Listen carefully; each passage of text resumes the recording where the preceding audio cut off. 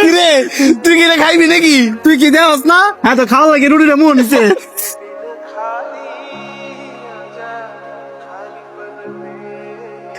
হ্যাঁ বাপসাপটা দেখ, দেখ মনে হইতাছে হ্যাঁ যেমন বড় লোকের বলা, অথচ 10 টাকা একটা রুটি এটা মাটিতে টোয়া খাইতে গেছে। এই রুটিটা মাড়িতে টয়া খাইতে গেছিলাম দেখিয়া আপনারা এটা লই ইত্রামি করতেছেন, খুব মজা লাগতেছে না? তো কি করতাম, হাততাল দিতাম? মাটিতে ভরা ময়লা জিনিস এটা আবার মানুষ খায় নাকি?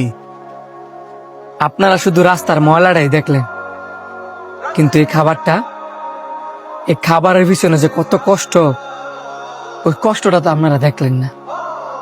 1 সেকেন্ডে হাইসে দিছেন, কিন্তু এই খাবারের জন্য কত মানুষ কত কষ্ট করে আপনার কোন আইডিয়া আছে? দরু মিয়া কি এর কষ্ট, পেয়াদা কিনি আর খাই, সমস্যা কি? টাকা দিয়ে হয়তো বা আপনি খাবার কিনতে পারবেন, কিন্তু অন্ন তৈরি করতে পারবেন না।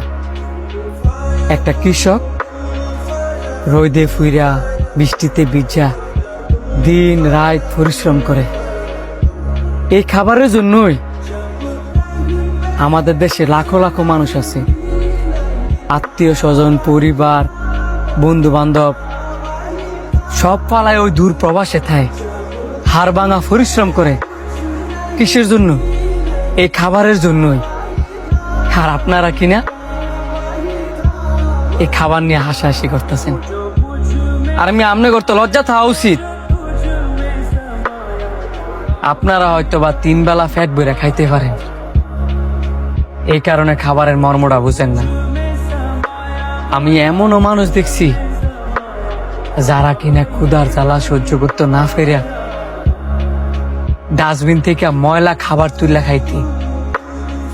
আপনারা যদি একটু ফিলিস্তিনের দিকে তাকান, লাখ লাখ মানুষ খাবার খাইতো না ফেরিয়া হাহাজারি করছে।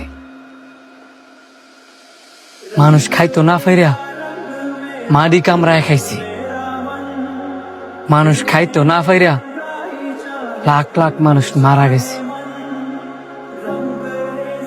আপনারা যেদিন বুঝবেন ওই দিন এক মুঠ খাবার নষ্ট করতে আপনাদের বুকটা খাইতে উঠব। এই খাবার হচ্ছে আল্লাহ তাআলার অনেক বড় একটি নিয়ামত।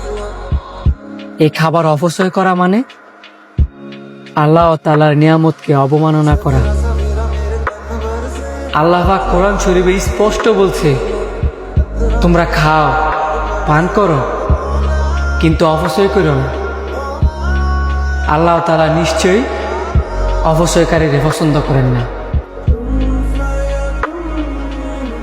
এই যে আমরা খাবার নষ্ট করি, এতে করে আমাদের রিজিক, খাবারের বরকত, ফ্যামিলিতে অভাব অনটন লাগিয়েই থাকে। আমাদের নবীজিও কিন্তু মাটিতে ফইরা যাওয়া খাবার তুইলা খাইতো।